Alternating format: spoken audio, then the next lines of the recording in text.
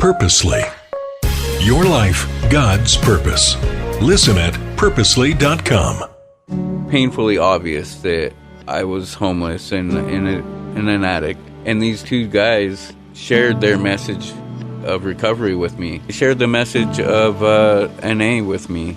And one of the guys paid me his half of the money. And the other guy told me, he's like, hey, if you go to this meeting tonight, I'll pay you at the meeting. Well, I show up at the meeting. He wasn't there. His whole plan was to tell me, hey, if you go to this other meeting tomorrow, I'll pay you then. So he tricks me into going to two meetings. And thank God he did. Lost in despair, lonely, isolated, stuck in addiction, and then Jesus.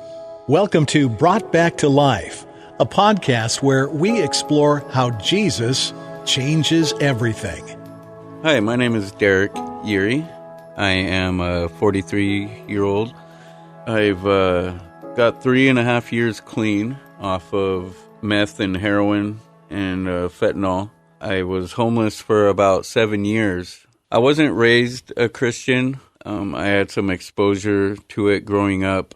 It's something that, I always felt calling me, and I always felt good when I was reading the Bible, but I've lost that in my addiction. A lot of it I feel like was due to shame. So during some of the harder times in my addiction, I would have like episodes of, being up for too long, and I would hit like a psychosis. And in those psychosis, I was thinking people were after me, and it got pretty scary a few times. And one of the things that, like, my grandma would, even though she wasn't a religious lady, would always tell me that wherever you are in life, whatever you're doing is right where God wants you, is part of his plan. I question that a lot, like, God, why do you want me? Why am I here? Why? But I would remember that God has a plan for all of us, and I'm a child of God, and if it's my time, then it's my time, is kind of the thought process I had during these episodes. And it would calm me down. It would give me like a sense of calmness, just because I believed that God would protect me, or if not, then it's what was meant to be. And those thoughts helped me a lot in those moments. The addiction runs in my family quite a bit. And, I saw as a kid growing up what that did to my family, like uncles that would steal from my grandparents. And so my addiction really affected my relationships with my family, because I would push them all away, because I knew what I was capable of, and I didn't want to hurt my family by stealing from them or fighting with them. A lot of the ways that I seen it happen with other people that I knew.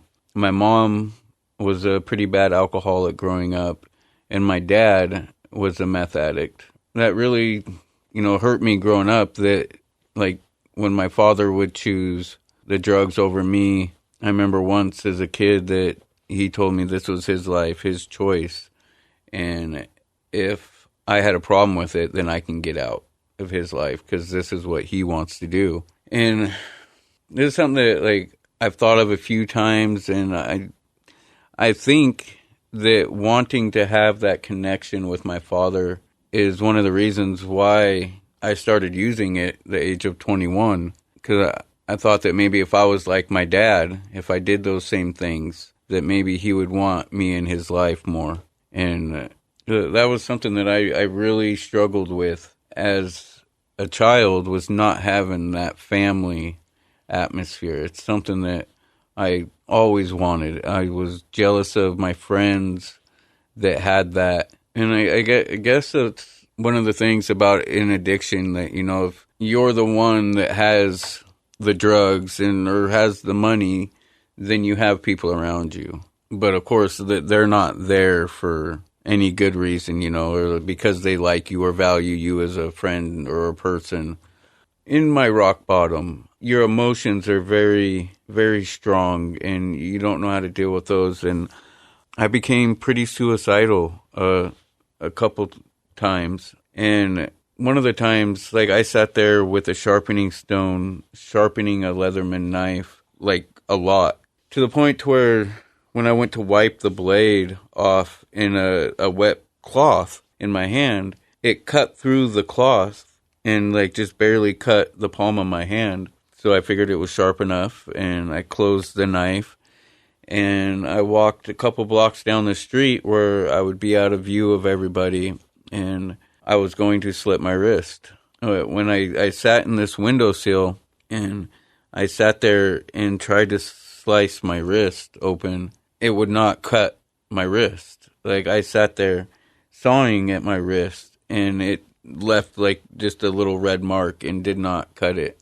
I mean, right there, if there's no proof of, like, a higher power or somebody protecting you, I don't know what there is, like that. One of the other times, I got a steel cable, and I was going to hang myself with this steel cable this thing was made for, like, hoisting, like, a canoe up in your ceiling or something. And it had, like, these different fasteners. And I remember one of the fasteners on it said that it was rated to hold, like, 1,800 pounds or something.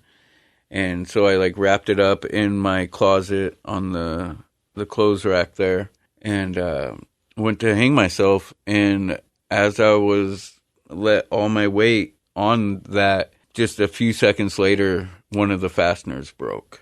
Like, I mean, that just doesn't happen. This thing was brand new. Like, I just got it from Home Depot. And that was another time. I mean, God was just, no, today's not your day. It's like, I really believe that I'm here for some higher purpose, that He has a plan for me. I had moved over to the Seattle area at the end of 2019. I was homeless in Spokane, and I moved over here to rent a room from somebody, and that didn't last very long due to my addiction, and ended up back on the streets. Well, I was just at my rock bottom, and my way of making money was to fly a sign. I would hold up a little cardboard sign at the post office, and I was on my way there one afternoon. I was leaving the Everett Gospel Mission, and I just broke down on the way there. I got off my bike. I started crying. I was, like, hyperventilating. And I just started, like, praying to God, just telling Him, like, please help me find a way, some solution, or put somebody in my life to help me with this. Just, God, help me. Either take me out. Please don't, just don't let me live like this anymore, or show me how to change my life. And one thing that I've learned through prayer and through God is, when you pray for something, He's not just going to automatically change that in your life. He's going to put you through trials and tribulations. Like, He's going to give you the opportunity to do it yourself. And you got to look out for those opportunities. So I get back on the bike after praying for a couple minutes, just breaking down, wailing to God to, please help me. I ride my bike up, like, God, it was literally 3 blocks up the road. And I see some people standing out on the street corner, and they all got their phones out, videotaping something. And I realized there's 2 guys cutting down a tree in this gas station parking lot. And so I'm sitting there watching it, and I see the tree fall down and just fills this whole parking lot full of wood. And I'm thinking to myself, like, oh, well, maybe these guys will help me, or let me help them pick up this wood, and I can make a few bucks quicker than going and sitting and flying a sign for 3-4 hours, And, the thoughts in my head telling me, like, no, they don't want some homeless junkie to work for them. But as I started to walk away, this overwhelming feeling of, like, was stopping me, telling me to ask these guys if I could work with them. And so I gave in, and I asked them, and the guy goes, yeah, as long as you work hard, we'll pay you good, And so I parked my bike, and I started working. It took us a couple hours to clean that up, But at the end of that, they both, it was painfully obvious that I was homeless and an addict. And these two guys shared their message of recovery with me. One of them had, I think, 12 years at the time, and the other one had 15. And they shared the message of NA with me. And one of the guys paid me his half of the money, and the other guy told me, he's like, hey, if you go to this meeting tonight, I'll pay you at the meeting. Well, I show up at the meeting, he wasn't there. And I had his phone number, and I texted him a couple times, like, hey, guy, where are you? And he messaged me back, said, sorry, I fell asleep, and which I found out later was a lie. He just went to another meeting. His whole plan was to tell me, hey, if you go to this other meeting tomorrow, I'll pay you then. So he tricks me into going to 2 meetings. And thank God he did. Thank God. Because that first meeting was cool. That second meeting hooked me. The love and support that the people in that meeting showed me hooked me. It took me a couple months still to get into treatment. But once I went to treatment, I knew, like God put those men in my life. And then that's really how I got into recovery. Definitely hit a point in my recovery that I know I still need the meetings every once in a while, and I still owe it to the meetings to, show the newcomer. But spiritually, I need more I need what brought me to that point. I've gone to less meetings. I still stay pretty active in the events and helping out that way. But I've started going to church more. I'm engaged, and my fiance has never gone to church since before we got together. And now I've gotten her to, she's building her faith with Jesus. And it's an amazing journey that the two of us are embarking on each other. The church that I go to is New Life in Everett. They have, actually, at New Life, they have a recovery program out of there. I guess it's not from the church, they just allow it. It's called 5-Hour Recovery.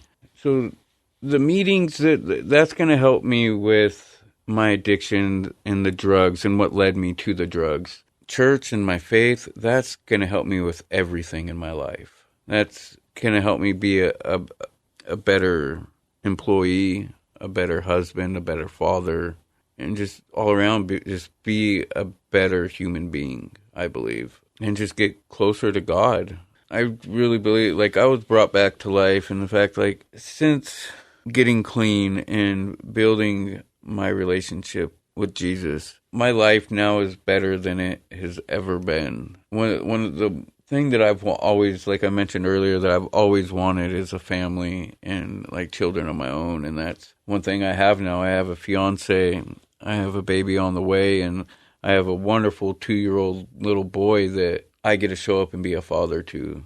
And the career that I have now is amazing. It's just everything, spiritually, financially, just emotionally.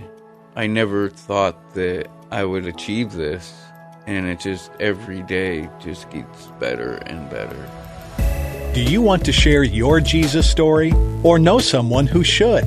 Let us know at comments@purposely.com. If you loved Brought Back to Life, support us with a 5-star rating and review.